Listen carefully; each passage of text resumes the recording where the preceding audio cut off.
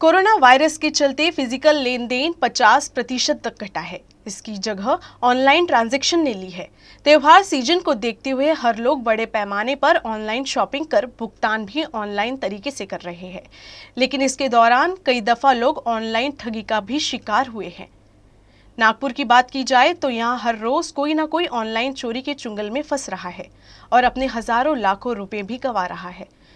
तो इन सभी के बीच सवाल उठना लाजमी है कि क्या डिजिटल लेन देन सुरक्षित है और इस ऑनलाइन चोरी से बचने के लिए किन किन बातों का ध्यान करना जरूरी है। इसी सवाल के जवाब के लिए देखिए हमारी यह रिपोर्ट। त्योहारी सीजन और कोरोना को देखते हुए लोग फिजिकल लेन देन से कन्नी कार्ड, ऑनलाइन शॉपिंग और ऑनलाइन ट्रांजैक्शन का सहारा ले रहे हैं।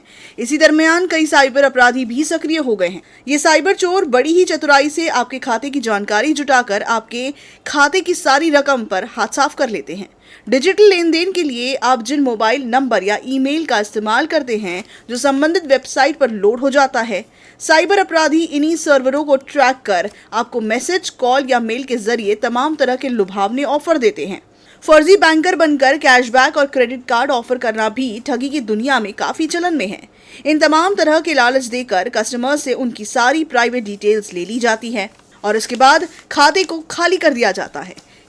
अगर आप मॉल में गए और वहाँ से आपसे इन्फॉर्मेशन ले रहे हैं कि आपका फ़ोन नंबर, आपका डेट ऑफ बर्थ ले रहे हैं और ईमेल आईडी ले रहे हैं, उनके लिए ये स्टार्टिंग पॉइंट होता है कि आपके ऊपर पूरा एक प्रोफाइल जनरेट करने के लिए। ये प्रोफाइल यूज़ किया जाता है आपको हैक करने के लिए और आपकी इन्फॉर्मेशन यूज़ करने के लिए वेरियस फ्रॉड्स के लिए, या इन्फॉर्मेशन डार्क वेब के ऊपर सेल भी की जाती है, जो इस दुनिया में कहीं पे भी बैठ के फिर आपकी इन्फॉर्मेशन यूज़ कर सकता है। इसके अलावा फर्जी कस्टमर केयर एग्जीक्यूटिव के तौर पर साइबर अपराधी पर्सनल डिटेल लेकर भी फ्रॉड को अंजाम देते हैं। इस ऑनलाइन ठगी से बचना भी बेहद जरूरी है। कुछ आसान बातों को ध्यान में रखकर इस ठगी से बचा जा सकता है। संदेह वाले मेल, मैसेज या कॉल को अनदेखा करें। एटीएम पिन नंबर और सीवीवी नंबर किसी से साझा न करें। किसी से भी ओटीपी नंबर भी साझा न करें। यहाँ तक कि किसी अनजान शख्स को अपनी डेट ऑफ बर्थ भी न बताएं। गैर जरूरी ऐप या लिंक को क्लिक या इंस्टॉल ना करें। आपको कभी भी किसी का भी कॉल आए, मैसेज आए, ईमेल आए, आपको सबसे पहले चेक करना है ये एक ऑथराइज सोर्स से आ रहा है, लेजिटिमेट सोर्स से आ रहा है कि ये कोई भी ऐसा एक पर्सन है जो आपको साइन करके आपकी इन्फॉर्मेशन लेना चाहता है।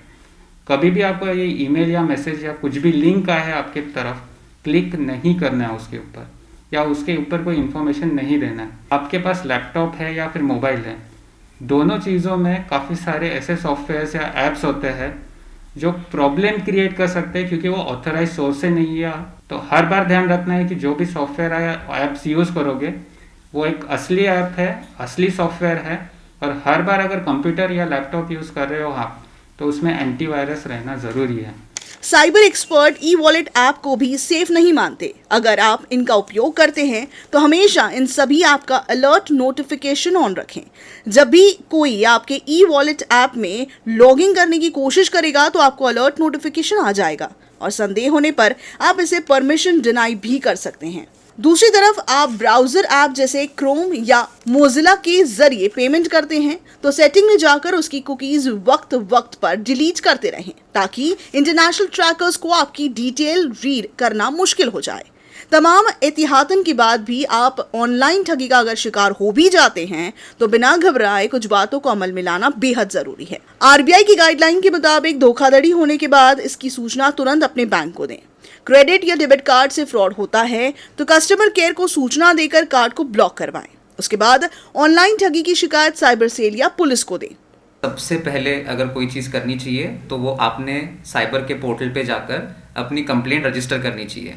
अगर आप उसमें अलग अलग कैटेगरीज होती है कि कौन से टाइप की आपकी साइबर फ्रॉड की कंप्लेंट है, उसके हिसाब से आपको एलोकेशन करके एफआईआर दर्ज हो जाती है। एक बार अगर साइबर क्राइम हो गया तो सबसे पहले जो उसके एडिशनल इफेक्ट्स होते हैं उसको रोकने की कोशिश करनी चाहिए।